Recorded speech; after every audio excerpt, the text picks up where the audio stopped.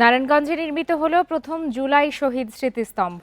জেলার হাজীগঞ্জ এলাকায় স্মৃতিস্তম্ভটি উদ্বোধন করেন আইন উপদেষ্টা আসিফ নজরুল সহ অন্তর্বর্তী সরকারের ৫ উপদেষ্টা।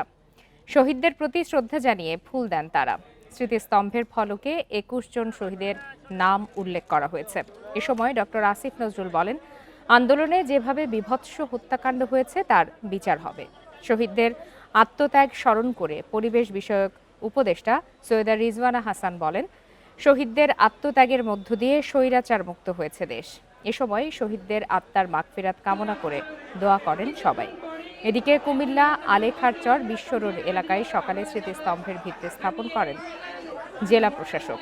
এছাড়া চাঁদপুর খাগড়াছড়িতেও জুলাই শহীদ স্মৃতিস্তম্ভ নির্মাণ কাজের উদ্বোধন হয়েছে।